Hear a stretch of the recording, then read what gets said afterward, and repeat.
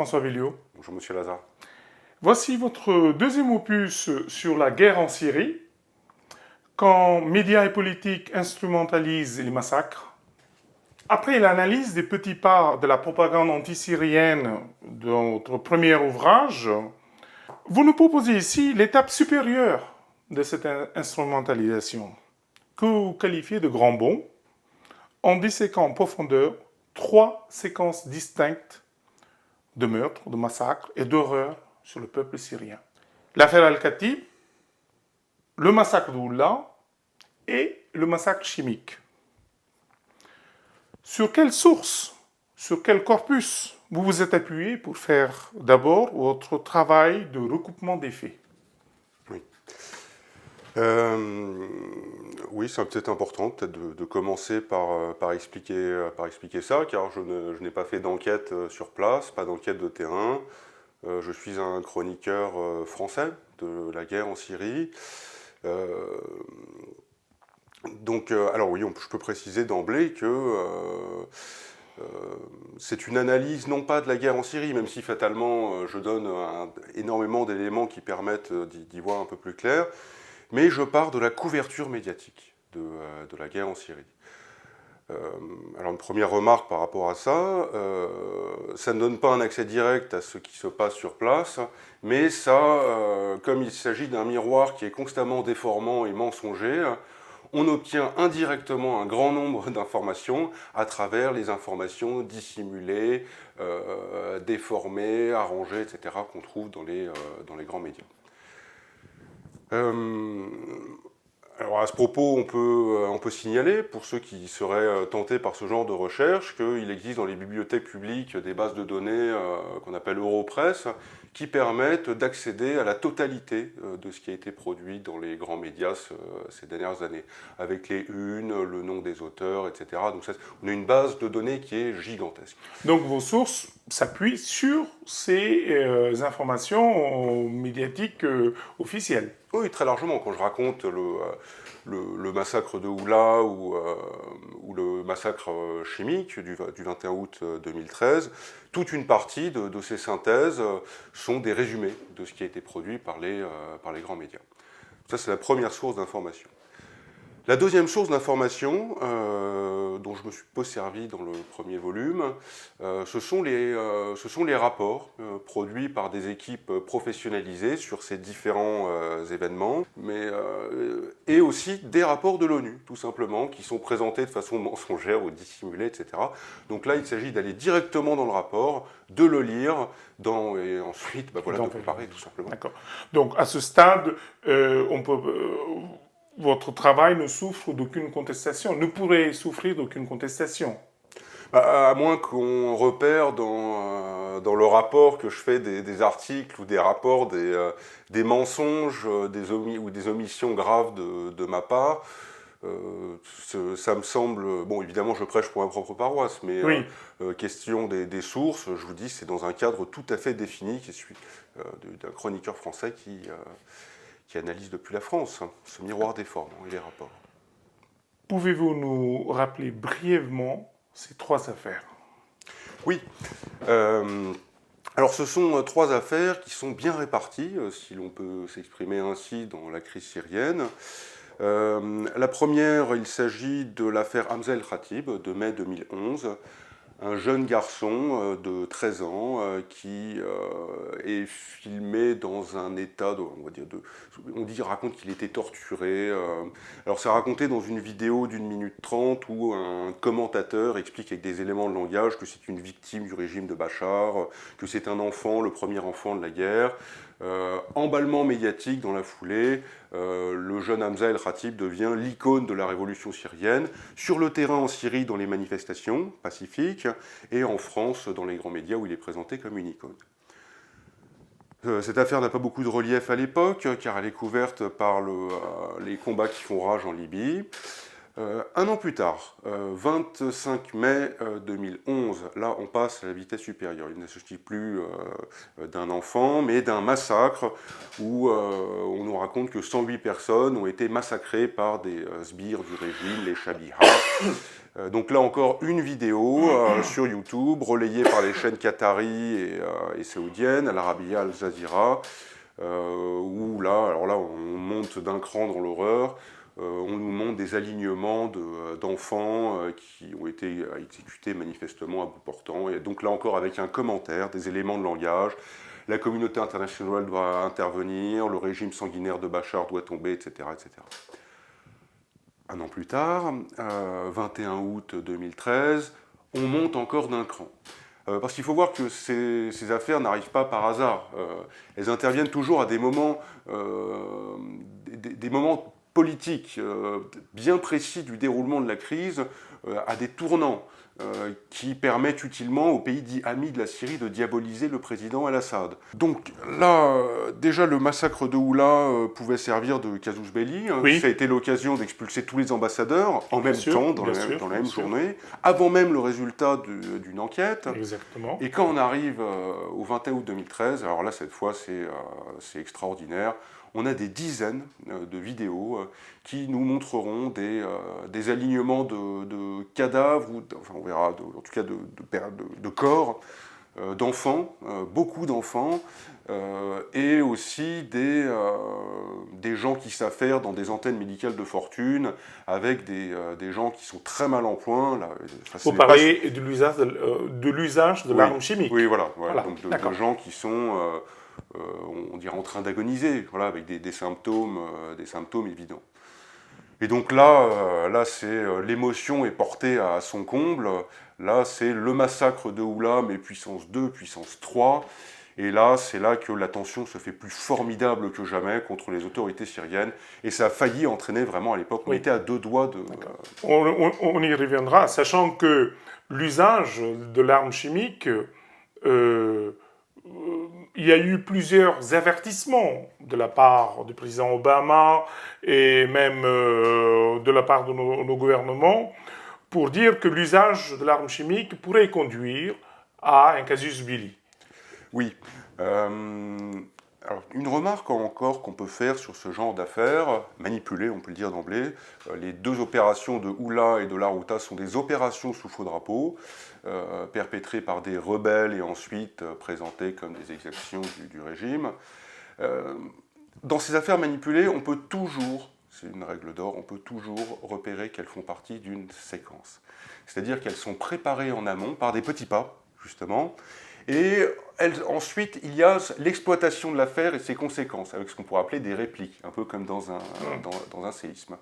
Donc l'opinion a été préparée à ce que le régime, un jour, utilise des armes chimiques.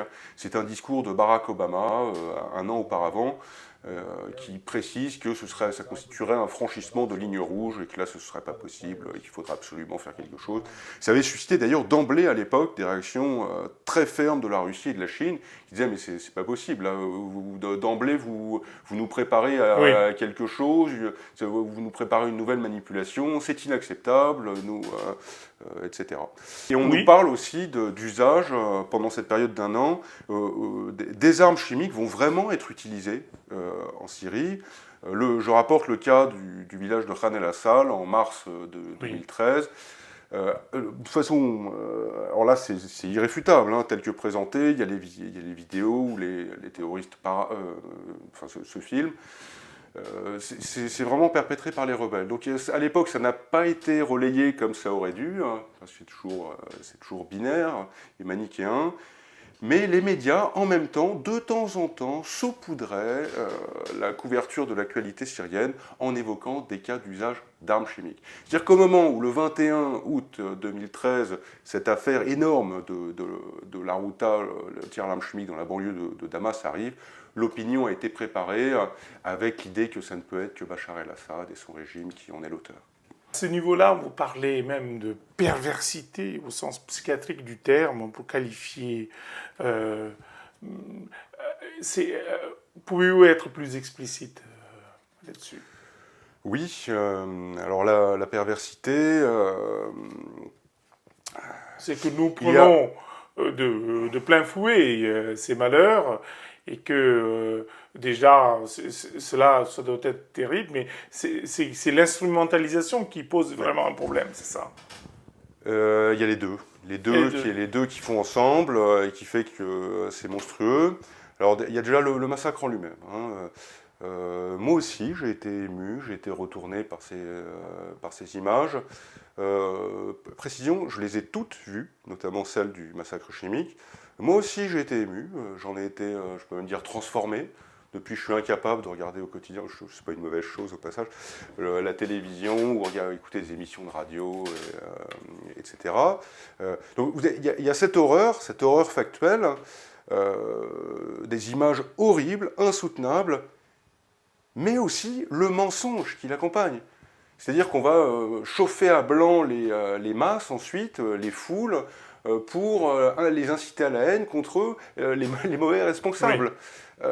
Donc en fait, c'est une double perversité, hein. L'horreur du massacre, plus le maquillage du massacre, et on peut même rajouter la constance dans le mensonge et la couverture de ces massacres.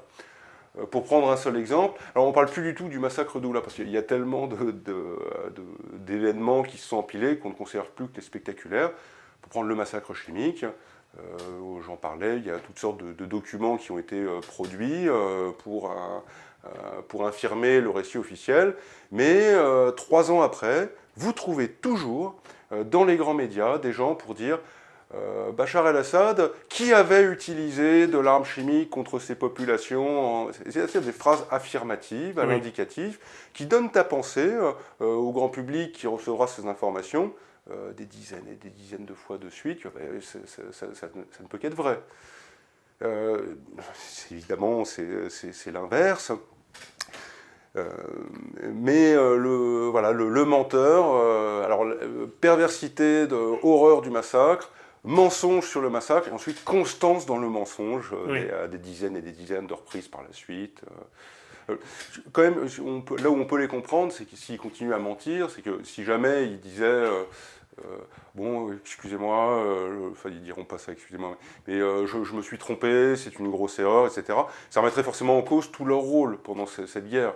Et ils seraient mécaniquement accusés de complicité, de couverture de crimes contre l'humanité. Ils perdraient leur travail. Je pense que ce serait beaucoup plus grave pour certains. Quelqu'un comme Laurent Fabius sera accusé de haute trahison. Qui est président du Conseil constitutionnel, l'organe. Mais ça montre bien, ça permet d'avoir un coup d'œil extrêmement précis et succinct sur la santé de la démocratie française. Oui. Quelqu'un comme Laurent Fabius, je le détaille en long et en large, ce n'est pas possible au bout d'un moment d'accumuler les mensonges les plus flagrants comme ça sans avoir aucune sanction. Quand M. Fabius a été remplacé par Jean-Marc Ayrault, son ancien Premier ministre aussi au passage, ses chaises musicales, on aurait pu s'attendre au moins que, bon, allez, tu pars en retraite, on ne veut plus jamais entendre parler de toi. Mais non, le type est nommé, et alors en plus je crois que c'est la présidence du Conseil constitutionnel. Exact. Oui. Comment appeler un régime politique de cette espèce? On appelle ça une république avec des valeurs, mais ça ressemble à un régime, ça. Il n'y a pas d'autre mot. Nous allons revenir sur cette perversion de notre journalisme impartial, libre, intègre, incarné par le système médiatique occidental, qui va oublier et enterrer toute contestation sourcée et argumentée. Oui, c'est un parallèle d'ailleurs que je peux faire entre le volume 1 et le volume 2. Tous les témoignages de chrétiens de Syrie qui n'allaient pas dans le sens du récit officiel ont été systématiquement exclus. C'est-à-dire que chaque fois qu'il y a un témoignage, un document, un article, je ne sais quoi, qui peut aller dans le sens du récit officiel, on le rapporte comme si c'était une parole d'évangile, sans la moindre vérification. Il n'y a pas de source, c'est un petit enfant, on ne peut pas contrôler, l'information vient d'Al Jazeera.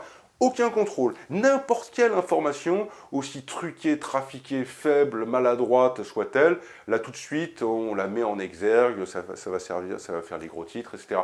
A l'inverse, quand vous avez des documents réalisés parfois par des équipes professionnalisées, de la facture la plus sérieuse, même des rapports de l'ONU, des fois, quand ça ne va pas dans le sens du récit officiel, eh bien c'est systématiquement, intégralement passé sous silence, voire présenté de façon diffamatoire. On peut rappeler brièvement quels sont ces organismes. Et vous avez cité tout à l'heure l'ONU, Oui. deux rapports de l'ONU.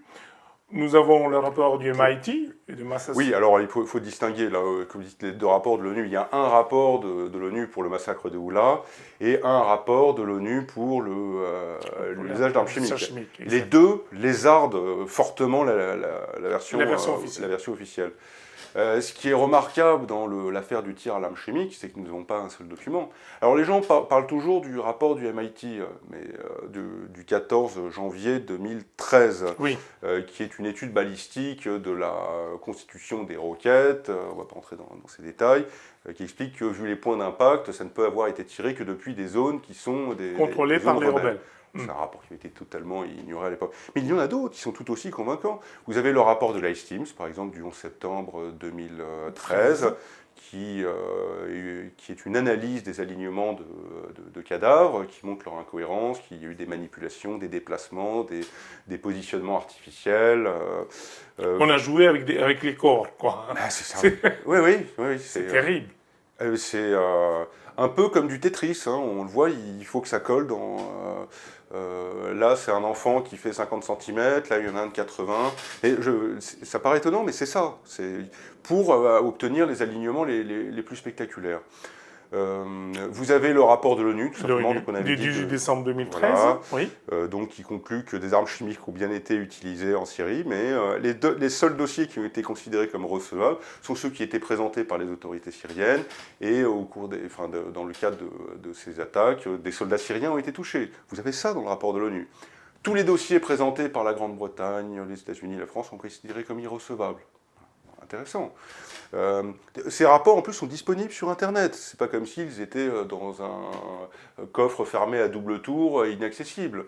Tout le monde peut vérifier. Voilà, de n'importe quelle région du monde. Alors continuons. Vous avez le rapport donc, du MIT, 14 janvier 2014. Vous avez le rapport des avocats turcs, avocature pour la justice, du 14 janvier 2014 également, c'est une coïncidence de date. Alors très intéressant aussi, vu que ce rapport détaille le circuit par lequel les rebelles, qui sont nommés, il s'agit de la brigade Liwa al-Islam, ou Jaish al-Islam, ça dépend des dénominations, dirigée par Zahran al-Louch, comment cette brigade anti-Assad a pu se procurer du gaz sarin par des réseaux turcs. Vous avez beaucoup de détails, l'enquête, des gens qui ont été arrêtés, des noms sont donnés. Est-ce qu'il y a une trace de ce rapport dans les médias français? Zéro. Rien. Oui, bien sûr. C'est le point commun entre tous ces trucs. Et enfin, on peut rappeler les deux articles de Seymour Hersh sur la question, donc même un prix Pulitzer, une autorité, quelqu'un qui a énormément d'expérience. Ce journaliste a été totalement ignoré. Et on trouve même des articles, alors ça c'est incroyable, où on dit que Seymour Hersh, dans ses démonstrations, recourt à tous les poncifs les plus nauséabonds de la littérature négationniste. Là encore, ce sont des articles qu'on peut lire sur Internet, j'en donne toutes les références, c'est long, c'est détaillé, c'est sourcé. Et quand on met, à la limite s'il y avait un seul rapport, 2 rapports même, mais quand on en voit 6 ou 7, émanant d'autorités différentes, d'équipes qui ne se sont même pas concertées entre elles, et qui sont tous ignorés de la même façon. Alors qu'en miroir, le moindre type qui hurle dans la rue, oui, Bachar est un salaud, tout de suite, voilà, on enregistre et après on passe ça à la télé. C'est le fonctionnement de la propagande anti-syrienne. Et dire que tous ces petits pas et grands bonds de malhonnêteté, de propagande, de cynisme et d'instrumentalisation a failli engager les forces françaises dans une confrontation, dans un bombardement avec la Syrie. Et l'irruption de la Syrie, de la Russie est venue à point nommé pour arrêter cela, ou comment on peut expliquer cela? Alors oui, en 2013, on était vraiment aux avant-postes, c'était les déclarations les plus belliqueuses. Le plan militaire, sans doute en concertation avec les autres amis de la Syrie, de l'OTAN, Le plan de frappe était décidé et au dernier moment.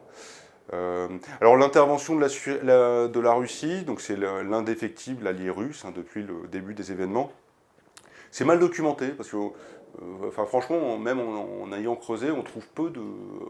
Je sais pas pourquoi finalement au dernier moment ils se sont arrêtés. Alors est-ce que c'est parce que Obama et Cameron ont voulu respecter la légalité en consultant leur parlement, mais généralement ils s'en fichent de ce genre de choses. Et les parlements vont être plutôt va-t-en-guerre Ou bien, donc peut-être qu'ils ont estimé au dernier moment que, suite d'ailleurs à un coup de semonce des Russes, qu'ils allaient tomber sur un os et qu'ils allaient avoir des pertes inacceptables, c'est pourquoi ils ont reculé au dernier moment. Et on voit que la Russie garde la main, parce que c'est elle qui, le 9 septembre, fait cette déclaration spectaculaire où elle déclare qu'elle demande à la Syrie de démanteler son stock d'armes chimiques. Et tout le monde accepte d'ailleurs à l'époque, ceux qui voulaient la guerre comme ceux qui voulaient la guerre. Tout le monde est content, sauf les Français qui se retrouvent tout seuls en race campagne, l'épée à moitié tirée hors du fourreau. Et vraiment. Ça a été une véritable humiliation pour la France, non? Oui, on peut parler Camouflé, du moins un camouflé très sérieux de la part de ses alliés ou de ses protecteurs. Oui, on peut parler d'humiliation. Quand vous êtes celui qui parle, qui dit allez, on y va, on va lui casser la gueule, et que finalement vous vous retrouvez tout seul, là finalement on va pas y aller parce que bon, on respecte. Bon. Oui, Obama il dit qu'il veut consulter son congrès, Cameron son parlement, Oui. et tout ceci est véritablement. Alors au passage, j'ai vu ça dans un article du Monde d'il y a 2 jours. Hollande explique pourquoi il n'a pas voulu consulter le Parlement. Il dit, Ah oui. Oui, il dit parce que j'aurais eu une majorité trop courte. Ah, On apprend qu'en démocratie, où la plupart des choix lourds de conséquences font à 51, 52, 53, et des décisions qui sont inchangées pendant des décennies, là par contre, non. Non, là c'est pour des raisons de. C'est très bizarre d'ailleurs. J'aurais eu la majorité, mais pas suffisamment la majorité. Et il préfère ne pas. Et donc on n'y va pas. Bon, voilà. Vous voyez, c'est consulter. une explication. Ça ne tient pas la route. On sent quelqu'un qui essaye de se rattraper aux branches. Et d'après vous, pourquoi l'État français est-il aux avant-postes dans l'affaire syrienne? Alors si on parle des intérêts des Français, du peuple français ou de la France en tant que pays, on les voit mal. Ça n'est pas très apparent. Et c'est même, on pourrait dire, complètement incompréhensible. On pourrait faire la même remarque sur la campagne de destruction, on doit appeler ça comme ça, de la Libye sous le mandat de Nicolas Sarkozy. Eh bien peut-être que l'État français, tout simplement, ne représente pas les intérêts de la France.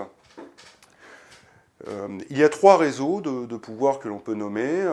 Le plus important, selon moi, et qui est le plus inapparent, le plus caché, c'est la façon dont l'État d'Israël va pouvoir instrumentaliser l'État français par l'influence qu'elle peut avoir sur sa politique intérieure et extérieure. Donc là, il faut parler de personnages qui s'appellent les Sayanim, donc qui sont des juifs sionistes qui prétendent travailler pour les intérêts de la France, mais qui en fait œuvrent pour Israël. Donc ils peuvent détourner la politique étrangère de la France, ou la politique intérieure. Premier aspect. Ensuite, il y a le réseau d'alliances dans lequel se trouve la France. La France s'est rapprochée de l'OTAN sous Nicolas Sarkozy, et donc se trouve dans un jeu d'alliances où elle n'a plus d'indépendance autonome, notamment sur ses expéditions militaires. Même si on a vu qu'elle peut se retrouver toute seule à vouloir y aller et que personne finalement ne la suive. Donc voilà, l'appartenance à l'OTAN. Le troisième aspect, c'est les relations de plus en plus étroites de la France avec des pays comme l'Arabie Saoudite et le Qatar, qui, au passage, signalons-le, sont des monarchies absolues, Les droits des femmes n'y sont pas respectés, on y pratique la décapitation des opposants, et en plus ce sont les sponsors et les financeurs de Daesh, Majeur. enfin majeurs, importants, ou de groupes terroristes sur le terrain. Il existe une documentation abondante à ce sujet. Donc quand on voit voilà, cette triple influence, acoquinage, on va dire, avec les monarchies du Golfe, implication dans l'OTAN et influence énorme d'Israël dans la politique intérieure et étrangère française, on voit qu'il ne s'agit pas des intérêts de la France, en dessous. Pour finir, je voudrais citer votre dédicace. Vous dédiez ce livre au peuple syrien Oui, et oui. vous le dédiez aussi au peuple français. Pouvez-vous être plus explicite? Oui. Bon, de prime abord, la dédicace, si on prend les apparences, devrait s'adresser essentiellement au peuple syrien qui souffre dans sa chair. Une guerre longue de 5 ans, des traumatismes pour des décennies, des destructions immenses, 300 000 morts, des millions et des millions de réfugiés. De déplacés. On pourrait parler aussi des Irakiens, aussi au passage, mais parlons de la Syrie. Alors qu'en France, bon, même si quelques feux ont été allumés depuis, qui peuvent éveiller notre inquiétude, l'affaire du Bataclan, Nice, etc., mais absolument rien de comparable avec ce que vivent les Syriens au jour le jour. Alors je mets quand même, dans la dédicace, le peuple syrien et le peuple français sur le même plan, car dans les faits, puisque j'explique qu'il y a un mensonge médiatique et politique dans la présentation de cette guerre, cela veut dire que si nous n'avons pas de guerre sur le terrain, d'une certaine façon, les politiques et les médias français mènent la guerre à leur propre peuple. C'est une guerre qui ne fait pas couler de sang, c'est une guerre invisible qui fonctionne selon le principe de l'intoxication mentale et le mensonge organisé. Donc une guerre est menée contre le peuple français, qui fait que, d'une façon ou d'une autre, qu'il le veuille ou non, il participe à cette guerre et il en est complice. Alors tout de suite, je nuance, ce n'est pas comme les gens qui maquillent ces massacres, etc. Cette complicité, elle découle simplement d'une naïveté et d'une sous-information. L'opinion publique va être chauffée à blanc contre les mauvaises cibles, on l'a expliqué. Mais voilà, de facto, on ne peut pas leur jeter la pierre comme on ne jetterait pas la pierre à quelqu'un qui, par exemple, commettrait un meurtre, mais il y a une expertise psychiatrique qui établit qu'il est fou. Donc on l'envoie en hôpital psychiatrique plutôt qu'en prison. Enfin, c'est comme ça que ça se passe. Donc là, voilà, c'est une responsabilité de cet ordre. C'est-à-dire des gens qui sont... et ce ne sont pas seulement les Français, hein, on pourrait parler du peuple espagnol, du peuple anglais, etc. Par son inconscience, sa naïveté, la sous-information dont il est victime, le peuple français est impliqué dans cette guerre, il y participe. Je vous remercie, François Belliot. C'est moi qui vous remercie.